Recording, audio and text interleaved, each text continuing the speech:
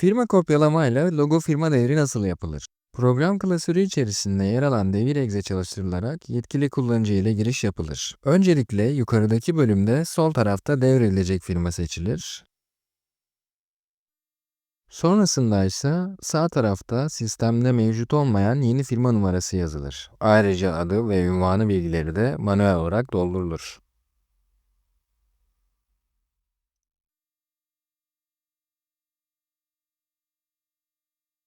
Sırasıyla firma kopyalama, kontroller kopyalama sonrası, kontroller devir öncesi ve devir seçeneklerine tıklanır. Böylelikle devir seçeneğine kadar yapılan işlemlerle birlikte sol üst tarafta seçilen firmadaki kart ve sistem tanımlarının tamamı sağ üst kısımda girilen bilgileri istinaden yeni firma otomatik olarak oluşarak kaynak firmadaki kart ve diğer tanımları buraya taşır. Böylelikle piyasada duyduğumuz bakiyesiz devir tamamlanmış olur. Bu işlemler sonrasında bakiyelerin de devredilebilmesi için devir seçeneğine tıklanır.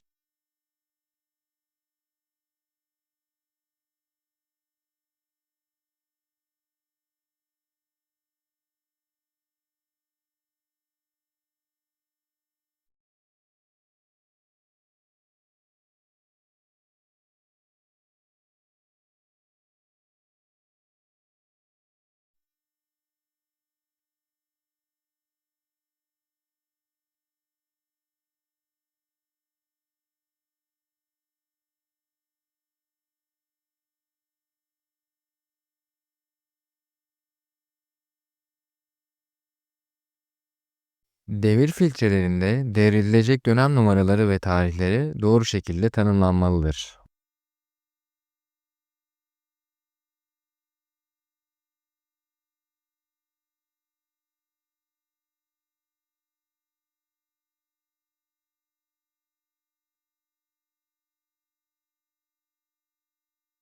Muhasebe devri toplamlar üzerinden iş yeri bazında ve kapanış fişi oluşturulsun seçilir. Aynı zamanda muhasebe devrinde devredilecek iş yerleri seçimi yapılabilmektedir. Yeni numara şablonu üzerinden numaraların devam etmesi isteniyorsa fiş numaraları yeni numara verilecek olarak veya eski numaraların kullanımına devam etmek için eski numaralar kullanılacak seçimi yapılabilir.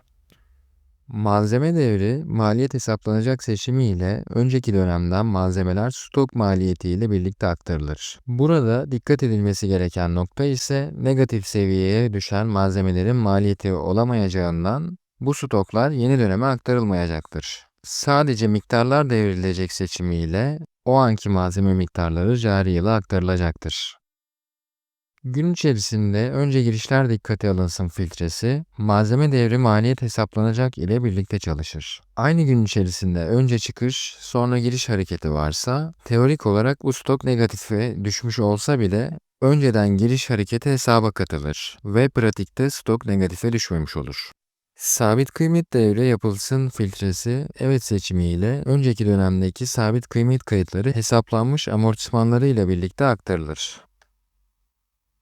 Cari hesap devrinde farklı kullanım şekillerine göre farklı seçenekler bulunmaktadır. Faturalarda ödeme planı yani vade kullanılıyorsa ödeme tahsilat üzerinden seçeneği kullanılmalı. Bu seçenek ile kapanmamış fatura sayısı ve tutarı kadar cari hesap açılış fişinde satır ve tutar bilgisi oluşur. Böylelikle ilgili borç ve alacak bakiyeleri vadeleriyle birlikte borç takibe yansır. Son bakiye üzerinden RD'siz, risk takipsiz seçeneği ile cari hesabın son bakiyesi cari hesap açılış fişinde tek satır olarak borç veya alacak bakiyesine yansıtılır. Cari hesap ekstresinde birden fazla açılış fişi görünüyor şeklinde gelen geri bildirimlerin çözümü olarak eğer farklı tipte cari hesap takibi yoksa bu seçenek kullanılabilir. Bu iki seçenek haricinde cari hesap bakiyeleri ticari işlem grubu, proje bazında ve diğer varyantlar bazında hesaplanarak açılış fişine bu toplamlar birden fazla satır ile yansıtılır ve cari hesap ekstresi alındığında birden fazla açılış fişi satırı gözlemlenir.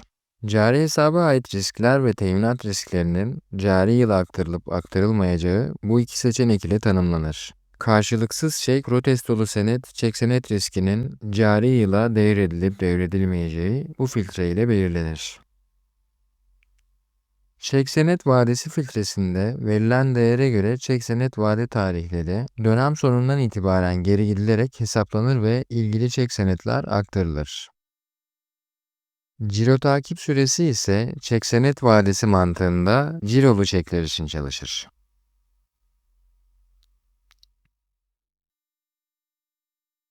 Proforma faturalar, cari hesap, kasa ve banka kur farkı fişleri seçenekleri aktarılacak veya aktarılmayacak değeri almakla birlikte cari yıla aktarılması istenilen hareket varsa ilgili filtreler değiştirilebilir.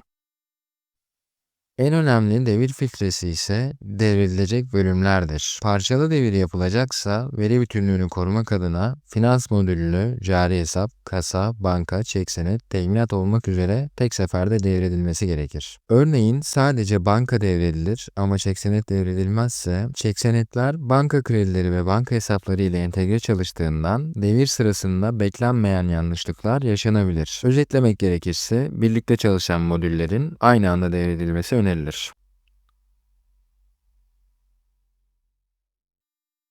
Cari hesap kodu, statüsü ve malzeme kodu, statüsü, filtreleri kullanılarak tüm malzemeleri veya cari hesapları devretmek yerine sadece filtrelenen kartların yeni seneye aktarılması sağlanır. Millileştirilmemiş ithalat operasyon fişleri filtresi ile henüz kapanmamış ithalat dosyaları yeni seneye devredilebilir. Kur farkı faturaları filtresi ile kur farklarının da yeni döneme aktarılması sağlanır.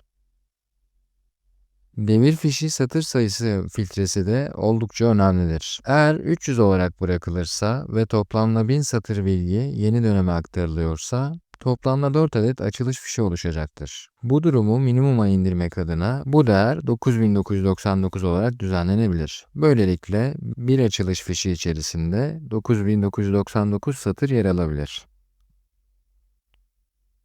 İndirilmemiş alış faturaları devredilsin ve tahsil edilmemiş kredi kartı fişleri devredilsin filtreleriyle tahsilata yapılmayan kredi kartı fişleri ve indirilmeyen satın alma faturaları cari yıla aktarılabilir. Devredilecek siparişlerin tarihleri filtresi ile hangi tarih aralığındaki kapanmamış siparişlerin aktarılacağı belirlenebilir.